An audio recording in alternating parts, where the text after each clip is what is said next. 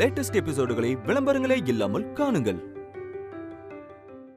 நாச்சியா, அன்னைக்கு கோவில்ல ஒரு பொண்ணு என்ன காப்பாத்துனான்னு சொன்னேனே, நம்ம வீட்டுக்கு கூட வந்தாளே தீபான ஒரு பொண்ணு. இப்போ நான் அவளை பார்த்தேன்.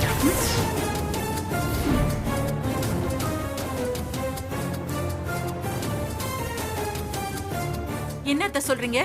தீபா இங்க வந்தாளா? ஆமா, அவளதாமா பார்த்தேன். இந்த பக்கம் தான் போனா. ஐயோ, இந்த தீபா எதுக்கு வெளியில வந்தா? பாட்டி வேற பார்த்து தொலைச்சிட்டாங்களே. சரி வாங்க அத்தை, போய் பார்க்கலாம்.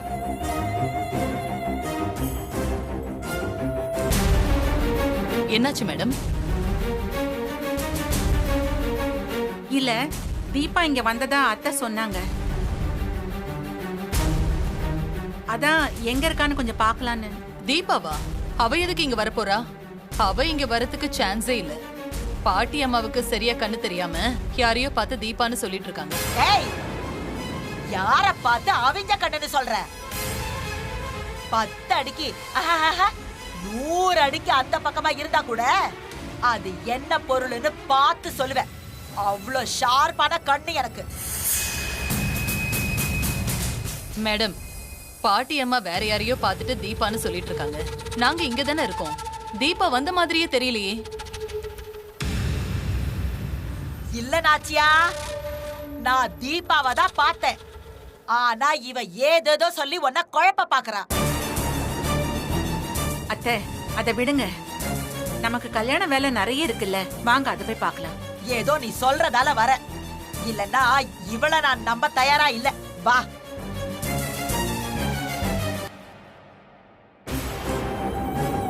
அப்பாடா, அபிராமி குடும்பத்தை எப்படியோ சமாளிச்சாச்சு.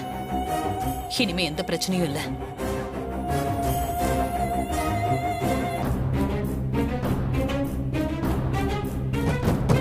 தீபா,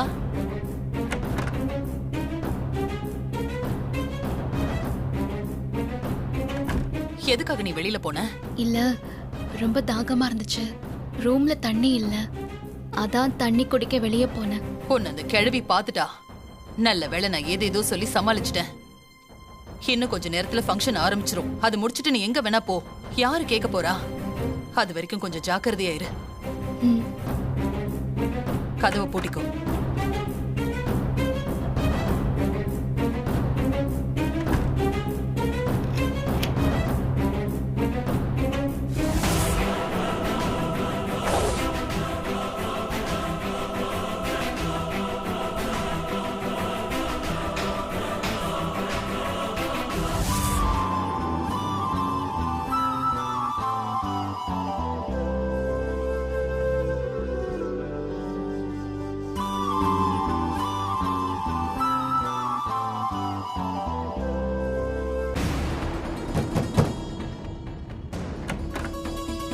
தீபா, வா, கச்சேரிக்கு நேரம் ஆயிடுச்சு, போலாம்.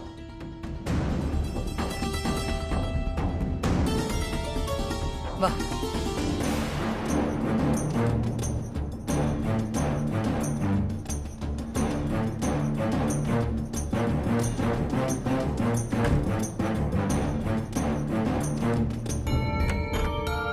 உள்ள போ.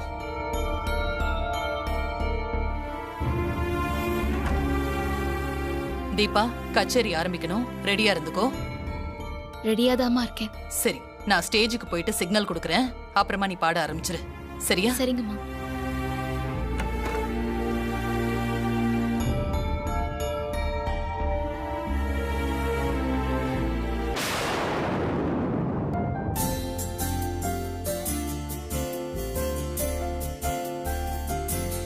கச்சேரி ஆரம்பிச்சிடலாமா மேடம்? ஆரம்பிச்சிடலாம். அம்மா, ஆரம்பிக்கலாம் ரூபா. சரிம்மா.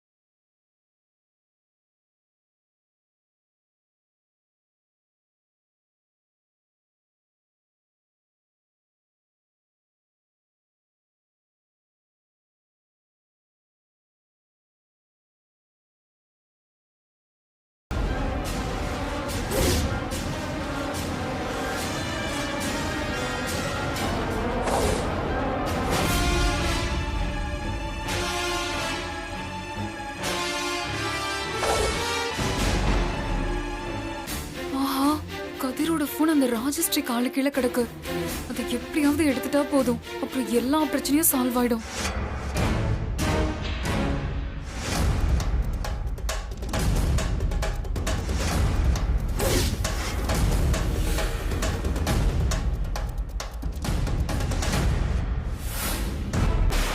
நட்சத்திரா, ஆ, என்ன சும்மா சுத்திட்டு இருக்க?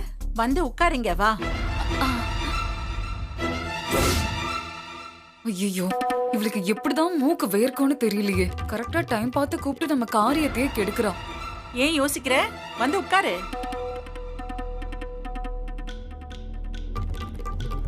வாமா.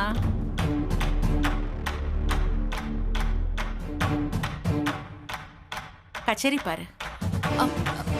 இதுக்குதான் கூப்பிட்டீங்களா அத்தை? ஆமா, ஒரு நல்ல விஷயத்தை ரசிக்கும் போது பக்கத்துல நமக்கு பிடிச்சவங்க, நம்ம டேஸ்டுக்கு ஒத்து போறவங்க நம்ம கூட இருந்தா ரொம்ப நல்லா இருக்கும். அதுக்காக தான் உன்னை கூப்பிட்டேன்.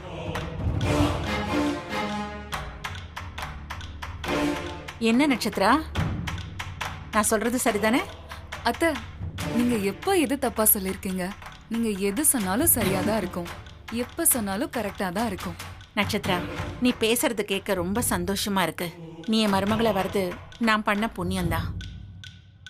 அப்படியெல்லாம் சொல்லாதீங்க அத்தை. இது நான் செஞ்ச புண்ணியம்.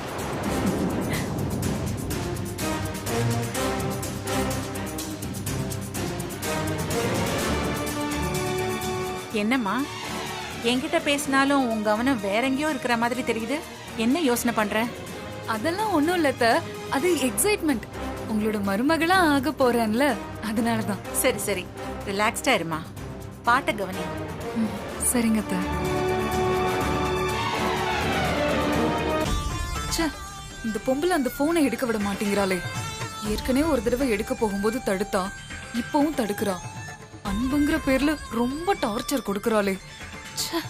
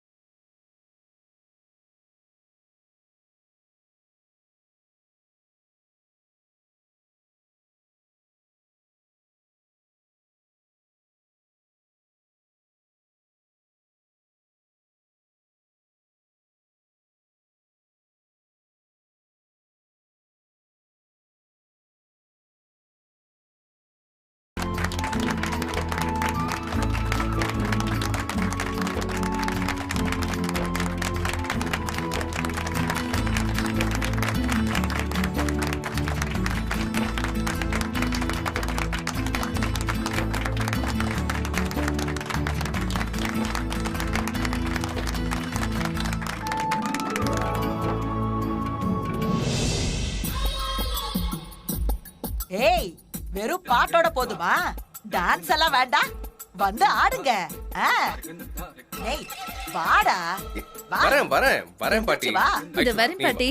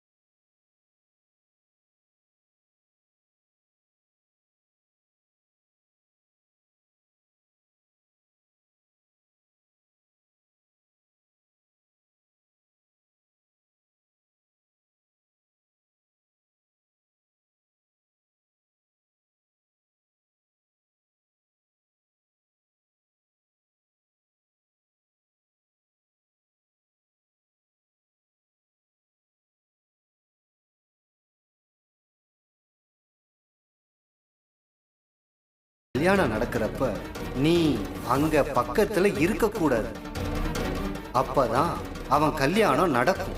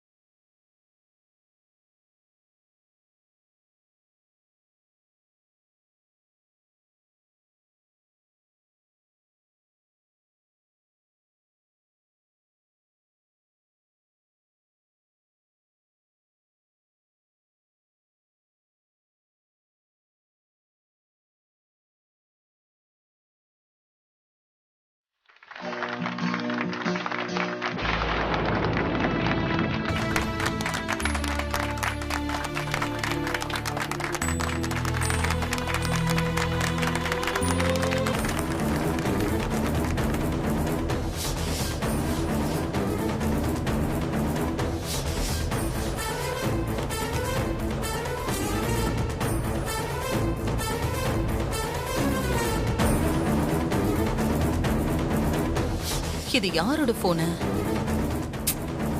யாராவது வந்து கேட்டா கொடுக்கலாம்.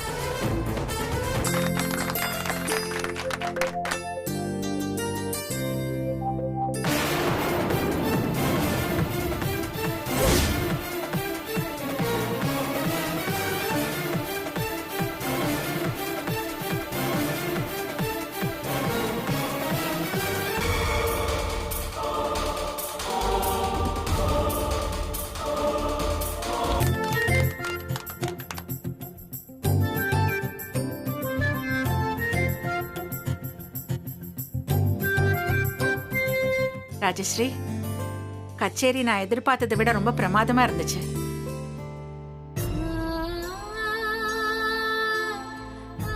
வாழ்த்துக்கள் ரூபா. உன் குரல் தேனா இனிக்குது. சில வார்த்தைகளை நீ உச்சரிக்கும் போது அந்த வார்த்தைகளுக்கு ஒரு புது அழகே கூடுதுமா. Thank you madam.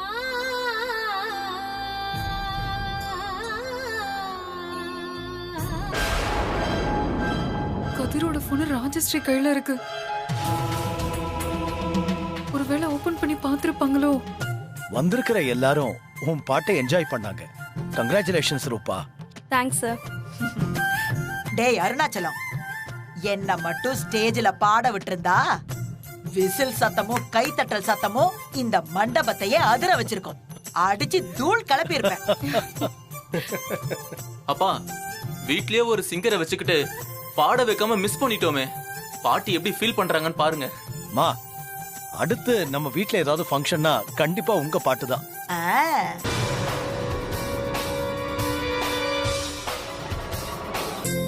ஆமா பாட்டி, பரவ முடியுமா மாதிரி வயசான காலத்துல தான் நீ வேர்ல்டு ஃபேமஸ் ஆகி உலகம் ஃபுல்லா சுத்தி வர போற. டேய், அது நடக்க தாண்டா போகுது. ஆமாமா. அப்ப நீயே என்கிட்ட ஆட்டோகிராஃப் கேட்டு கியூல நிப்ப பாரு.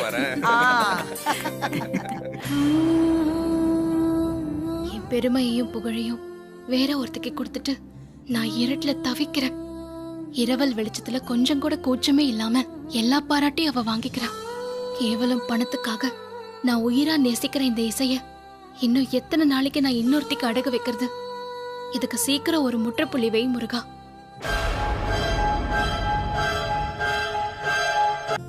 அப்போ நாங்க ரூம்ல வெயிட் பண்றோம். சரி ராஜஸ்ரீ. வா ரூபா. வர மேடம்.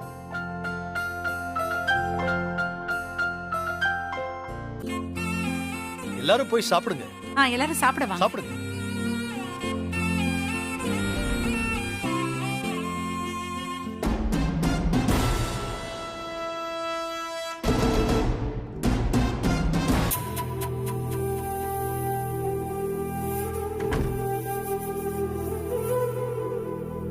இன்னைக்கு நீ ரொம்ப அருமையா பாடின. தேங்க்யூ தீபா. உன் குடும்பத்துல நிறைய பிரச்சனைங்க இருந்தும் சரியான நேரத்துக்கு வந்து பாடி கொடுத்து எங்களை காப்பாத்திட்ட.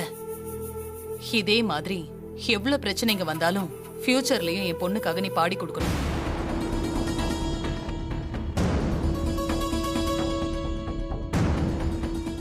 சரி சரி, வா, பொண்ணு பத்திரமா கூட்டிட்டு போய் விடுறேன். முகத்தை முடிக்க.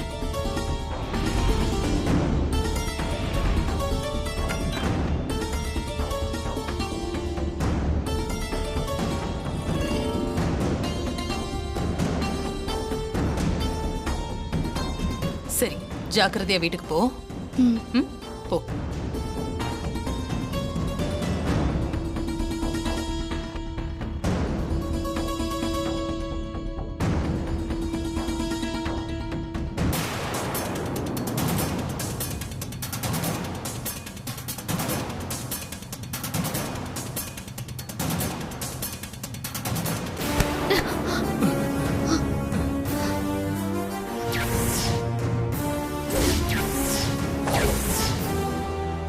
டேய், நீ இங்கேயா இருக்க?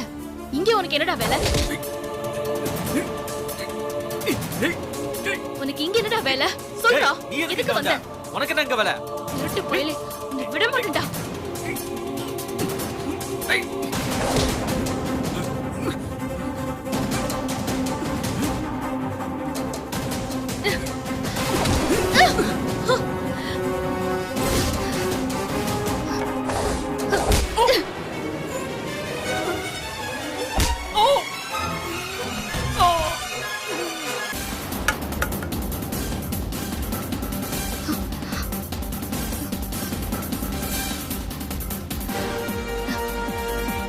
இந்த விஷயத்தை நான் யார்கிட்டயாவது சொல்லணுமே. கார்த்திக் சார் கிட்ட சொன்னோம்னா அவருக்கு நாம இங்க வந்திருக்கிற விஷயம் தெரிஞ்சிரும். எதுக்கு வந்தீங்கன்னு கேட்டா நம்மளால எதுவும் சொல்ல முடியாது. என்ன செய்யலாம்? பேசாம மீனாட்சி அக்கா கிட்ட சொல்லிடலாம்.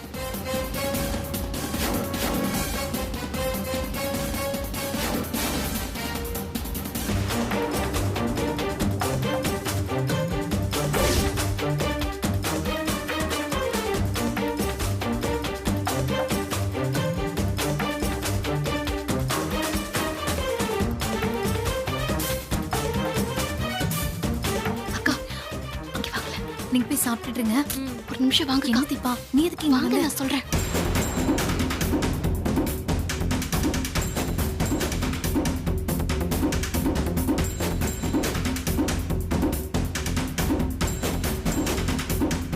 யாரு தீபா அது? இவன் தான் நட்சத்திராவோட பாய் ஃப்ரெண்டு கதிர்.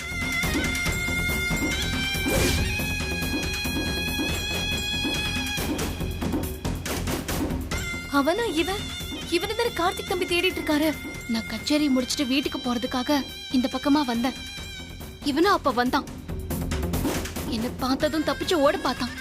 அப்ப நான் கட்டையால அடிச்சிட்டேன். இவன் மயங்கி விழுந்துட்டான். அதான் உங்களை கூட்டிட்டு வந்தேன். நல்ல காரியம் செஞ்சு தீபா. இரு, நான் போய் கார்த்திக் தம்பியை கூட்டிட்டு வரேன். ஐயோ வேண்டாம்க்கா. அவர் என்னை இங்க பார்த்தா நான் எதுக்கு வந்தேங்கிற கேள்வி வரும். அது தேவையில்லாத சிக்கல் தான்க்கா. அதனால நான் போயிடுறேன்.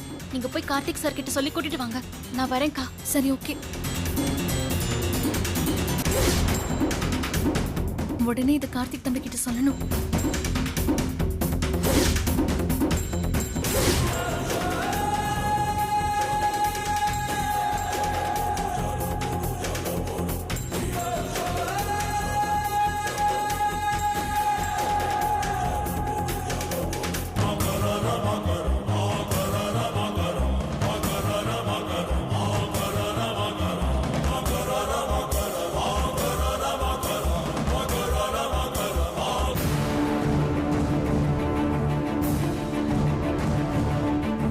கார்த்திக், உங்களை நான் எங்கெல்லாம் தேடுறது? ஏன் நீ என்ன விஷயம்? நான் நட்சத்திரோட ஃப்ரெண்டு கதிரை பார்த்தேன். என்னது? கதிரை பாத்தீங்களா? எங்க? தம்பி, மண்டபத்துக்கு பின்னாடி தான் நான் பார்த்தேன். இந்த கதிர ரூம்குள்ளேயே இருக்க சொன்னா எதுக்காக வெளியே வந்தான்? அவன என்னை பார்த்ததும் அவன் தப்பிச்சு ஓட பார்த்தான். அதான் அவனை தீபா கட்டையால் அடிச்சு. தீபாவா? இல்ல இல்ல, நான் கட்டையால் அடிச்சதுல அவன் மயக்கம் போட்டு விழுந்துட்டான். அவன் ஒரு இடத்துல மறைச்சு வச்சுட்டு உங்களை கூப்பிட வந்தேன் தம்பி. டேய் கதிர், கதிர், கதிர் எழுந்துடா. கதிர், கதிர்.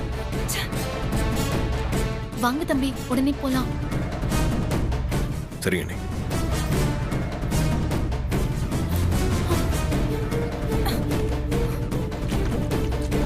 கதிர், கதிர், கதிர் எழுந்துடா. டேய் கதிர், சீக்கிரம் எழுந்துற. டேய், நான் ரூம்ல தானடா இருக்க சொன்னேன். இங்க எதுக்குடா வந்த? சரி சரி, சீக்கிரம் எங்கிருந்து போயிடலாம். யாராவது பார்த்துட்டா பெரிய பிரச்சனை ஆயிடும். வா, சீக்கிரம் வாடா. வா.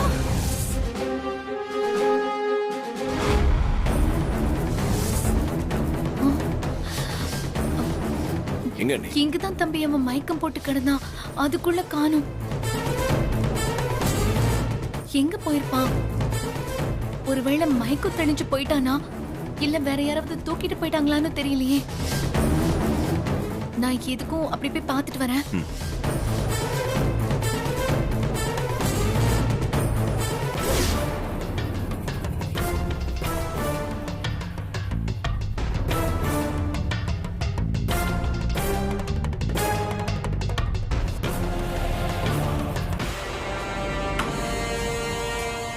இந்த செயின் தீபாவோட செயின் மாதிரி இருக்கு. ஒருவேளை தீபா இங்க வந்திருப்பாங்களோ? தம்பி, எங்குமே இல்ல தம்பி. என்ன மாயமா இருக்குது? மயங்கி கிடந்தவன் எங்க போயிருப்பான்? ஒண்ணுமே புரியல. அவன் திரும்ப திரும்ப எஸ்கேப் ஆயிட்டே இருக்கானே. சரி விடுங்க, பாத்துக்கலாம். வாங்க போலாம்.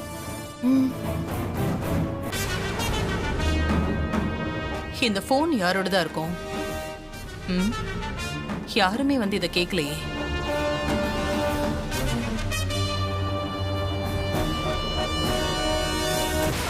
அந்த கார்த்திய கல்யாணம் பண்ணிக்கிறதே அந்த 5000 கோடி சொத்துக்காக தான். நான் அந்த வீட்டுக்கு மருமகளா போனதும் சொத்து எல்லாத்தையும் என் பேருக்கு மாத்தி எழுதிட்டு குடும்பத்தையே என் கண்ட்ரோல்ல வச்சுக்க போறேன். அதுக்கப்புறம் நம்ம ரிலேஷன்ஷிப்பை கண்டினியூ பண்ண வேண்டியதுதான்.